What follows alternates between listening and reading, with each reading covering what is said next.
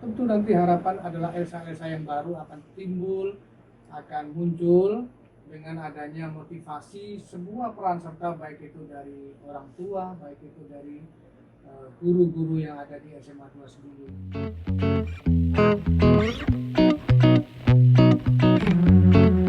Assalamualaikum warahmatullahi wabarakatuh. Sahabat Smart semuanya, selamat datang di Smart Podcast SMA Negeri 2 Sebulu. Di awal tahun 2023 ini, bagi kami sebuah keberkahan dan kebanggaan hadir di tengah-tengah kami tokoh yang peduli banget dengan pendidikan, yang sudah sempat hadir di SMA ini sudah mulai tahun 2014 yang lalu. Beliau adalah Wakil Ketua DPRD Kabupaten Kutai Kartanegara. Siapakah dia? Beliau adalah Haji Alif Turyadi SE, yang insya Allah tidak lama lagi tambah lagi di belakangnya nanti. Ya. Kita kasih aplaus dulu untuk beliau yang berkenan hadir di sini. Assalamualaikum warahmatullahi wabarakatuh. Nih, Assalamualaikum Bapak. Waalaikumsalam warahmatullahi wabarakatuh. Terima kasih atas kesempatannya, dan untuk yang kesekian kalinya masih tetap concern di pendidikan, mulai dari anggota DPR, Ya. kemudian jadi ketua Komisi 4 kemarin, Ya. kemudian jadi wakil. Alhamdulillah masih konsen di pendidikan. Siap. Bagaimana keadaan hari ini? Alhamdulillah Pak Tri, Bapak Ibu sekalian sehat walafiat, dan saya juga berbangga bahwa saya adalah bagian dari SMA 2 Sebulu ini. Itu karena semata-mata bukan karena kewenangan yang ada pada tupoksinya, baik itu dari Kutai Kartanegara maupun provinsi. Namun kita lebih melihat potensi-potensi anak-anak yang belajar di Sebulu ini adalah anak-anak dari Kutai Kartanegara. Maka kita harus sama-sama mendorong mereka untuk lebih giat, lebih menjadi masyarakat Kutai Kartanegara yang produktif. Ya. Dan sahabat Smart Podcast, ada bahwasanya pada hari ini Bapak Alif, Bapak Haji Alif hadir di sini.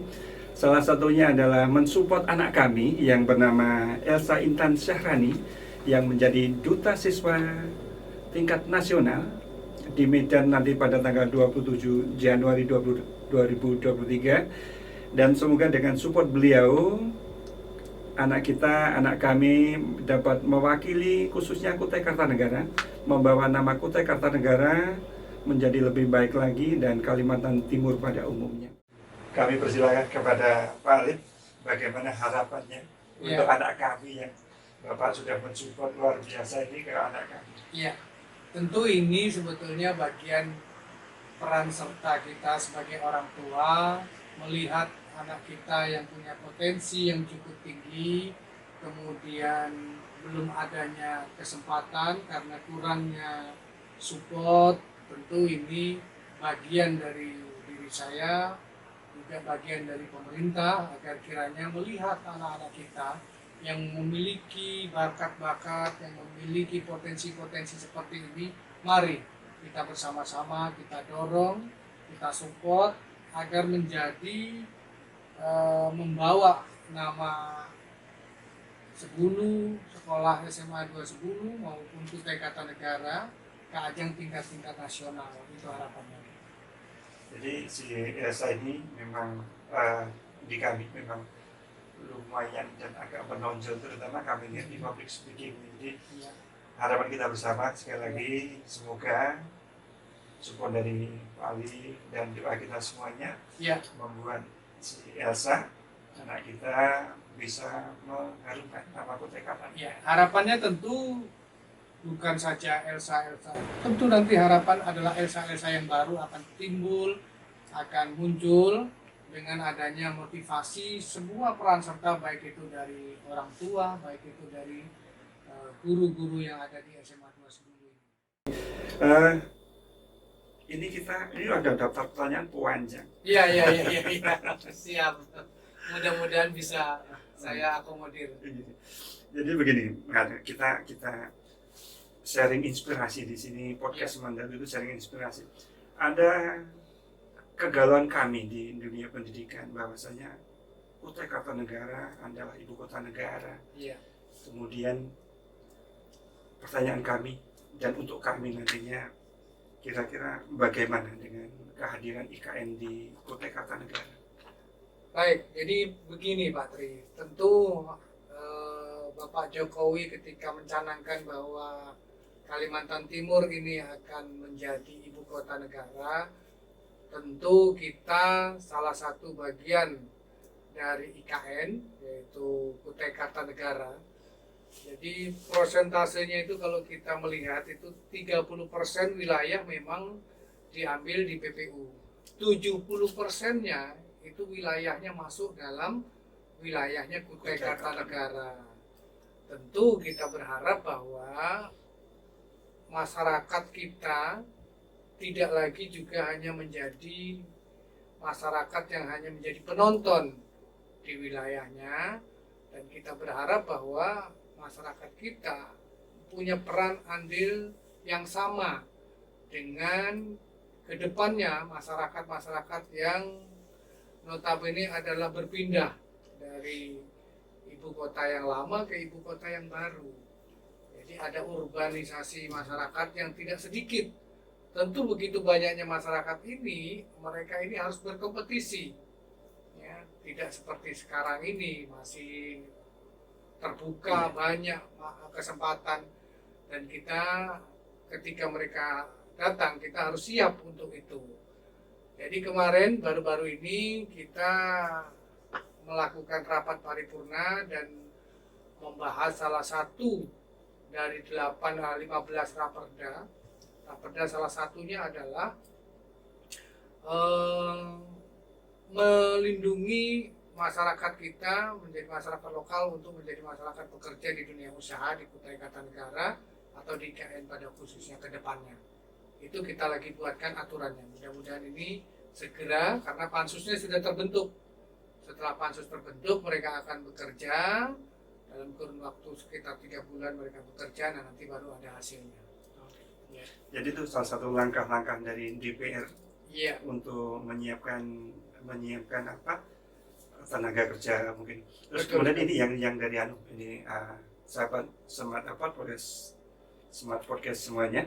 Ini yang jadi pertanyaan dari kami juga.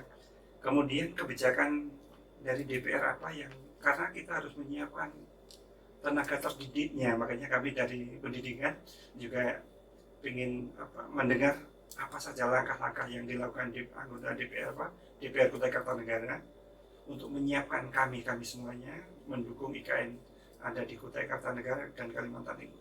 Ya, tentu langkah-langkahnya seperti yang sudah saya sampaikan, kita harus memiliki payung hukumnya dulu. Kebijakan pemerintah, keberpihakan pemerintah kepada masyarakatnya harus dibarengi dengan payung hukum yang ada. Salah satunya adalah peraturan daerah yang sekarang ini kita sedang rancang. Di dalam peraturan daerah tadi disebutkan bahwa di situ adalah masyarakat yang akan kita lindungi, pekerja-pekerja lokal yang akan kita akomodir agar mereka bisa berkompetisi dengan dunia luar, dengan masyarakat lain. Nah, itu salah satunya. Nah, nanti setelah perangkat hukumnya jadi, lalu nanti kita upgrade mereka ini yang belum atau sekolahnya belum mencapai grade tertentu yang diharapkan, mereka akan kita latih. Kita latih dengan pelatihan-pelatihan yang akan kita bekerja sama nanti dengan provinsi. Nah, itu konsepnya sedang kita godok bersama antara pemerintah kabupaten dengan pemerintah provinsi. Iya. Berarti sudah langkah-langkahnya sudah jelas. Kemudian saya dengar kemarin juga ada di luar sana, ada beberapa teman itu yang mengikuti peningkatan kompetensi. Iya. Termasuk yang kebetulan ada teman yang di modding itu ya. Saya Iya. juga ikut bangga. Betul. Pemerintah kabupaten peduli dengan, artinya nanti yang menyuplai ke sana, harus produk lokal yang dan harus kualitasnya ditingkatkan begitu. Betul. Jadi di ini sahabat semuanya, memang SMA ini sudah masuk dalam wilayah Provinsi Kalimantan Timur, tetapi beliau tetap konsen dengan pendidikan walaupun SMA SMK sudah masuk di provinsi, tapi beliau tetap konsen. Terima kasih sekali lagi, Pak Haji. Kemudian ini yang mungkin pesan-pesan untuk anak-anak kami supaya mereka siap siap menghadapi perubahan global yang begitu deras dan begitu cepatnya ini, terutama untuk anak-anak SMA Negeri 210? Ya, tentu pertama saya ingin memberikan motivasi kepada anak-anak kita bahwasanya dunia pendidikan ini sangat penting, karena di dalam dunia pendidikanlah mereka berinteraksi, mendapatkan ilmu pengetahuan di mana nanti akan diaplikasikan kepada masyarakat maupun dunia usaha mereka. Dan yang lebih penting juga itu nanti akan kita lakukan pelatihan-pelatihan di mana yang sudah ada canangan di sekolah ini, Ya, yaitu pelatihan yang dual track. Itu salah satu yang menurut saya sangat efektif sekali untuk adik-adik kita, untuk anak-anak kita, agar mereka mampu langsung terjun di dunia usaha dan diberdayakan terhadap keahlian-keahliannya. Saya rasa itu penting sekali. Jadi terima kasih, ini membuat kami lebih bersemangat ketika ada dukungan dari pemerintah kabupaten, pemerintah provinsi, demikian juga. Kemudian memang untuk yang kedepannya, kami juga menyadari bahwa banyak kekurangan di kami, tapi semoga dengan kerjasama yang baik ini, kedepannya kami bisa menghasilkan generasi-generasi yang baik. Kemudian mungkin visi untuk khususnya Kabupaten Kutai Kartanegara demi tersuksesnya IKN ini, mungkin bisa disampaikan supaya masyarakat lebih tahu lagi dan lebih bersemangat lagi dalam belajar, dalam berkarya dan lain sebagainya. Mungkin Iya, visi dan misinya tentu mensejahterakan masyarakat Kutai Kartanegara pada umumnya, dan langkah-langkah itu selalu saya katakan harus dibarengi dengan upaya-upaya aturan-aturan yang menaungi untuk mereka pada saat mereka bekerja, pada saat mereka berusaha, itu masyarakat kita, masyarakat lokal ini betul-betul terakomodir gitu. Tidak lagi mereka nanti berupaya sendiri. Itulah peran serta dari pemerintah dalam hal ini, baik itu eksekutif maupun legislatifnya, sama-sama mendorong agar masyarakat tercipta kesejahteraan yang adil, yang merata, yang selama ini juga dicita-citakan semua, baik itu dari bupati dalam hal ini eksekutif maupun dari legislatif. dan satu lagi nih Pak Alif, kebanggaan bagi saya pribadi di Kalimantan, kita punya hutan yang luar biasa dan menurut saya harus dipertahankan. Bagaimana ini kaitannya dengan IKN yang jelas nanti akan merubah ekosistem di situ? Apa saja yang sudah disiapkan oleh pemerintah kita mengantisipasi mungkin banyak gedung dan lain sebagainya, yang jelas ekosistem hutan akankah dibabat habis dan lain sebagainya? Iya. Jadi setelah dicanangkan oleh Pak Jokowi, memang kita ada membahas terkait dengan lahan yang akan dibuat gedung-gedung itu. Namun ditegaskan lagi sekali lagi bahwasannya bangunan-bangunan ini nanti akan berdampingan dengan tanam tumbuh kita yang ada di sini. Jadi tidak lagi nanti bangunan-bangunan yang ada itu membabat habis pohon-pohon yang ada. Jadi lebih kepada eco-green, berbasis kepada eco-green. Harapannya tentu baik itu gedung-gedung pemerintahan, gedung-gedung yang akan ada nanti di IKN ini juga tetap melestarikan ekosistem yang ada, tumbuh-tumbuhan yang ada, pohon-pohon yang ada, itu jadi lebih kepada nuansa hijaunya. Flora fauna tetap Tetap ada. Kemudian dari pemerintah Kabupaten Kutai Kartanegara pun saat ini sedang menggodok rencana tata ruang dan wilayah, di mana rencana tata ruang dan wilayah ini nanti akan dipadukan dengan rencana tata ruang nasional, supaya ini nanti tidak berbenturan. Ya, kita semuanya kita semuanya akan kita akomodir. Kita akomodir kepentingan lingkungan, kepentingan pemerintahan di dalamnya, semuanya nanti seiring sejalan bersama-sama. Ya. Kemudian kalau boleh usul nih, bisakah kira-kira di tiap kecamatan atau di tiap desa itu punya hutan kecamatan atau hutan desa begitu? Oh iya. Kelihatannya keren banget ketika ada kecamatan punya mungkin 500 hektar kah, berapa hektar untuk hutan yang tumbuhannya tumbuhan khas Kalimantan begitu. Oh iya, jadi di dalam RT RW rencana tata ruang wilayah ini itu nanti akan mengakomodir kegiatan-kegiatan teman-teman kita juga, seperti ruang terbuka hijau itu memang nanti akan kita canangkan semua. Jadi setiap desa yang punya potensi apa tetap juga nanti ada itu ruang terbuka hijaunya. Di mana ruang terbuka hijau itu nanti di situ berbagai macam tumbuhan-tumbuhan alami yang bisa kita lestarikan di situ. Jadi bukan lagi yang memang sudah alami di situ yang kita lestarikan. Nah inilah sebetulnya kenapa Pak Jokowi kemarin mencanangkan ekosistem atau apa eco green ini yang berbasis kepada hutan.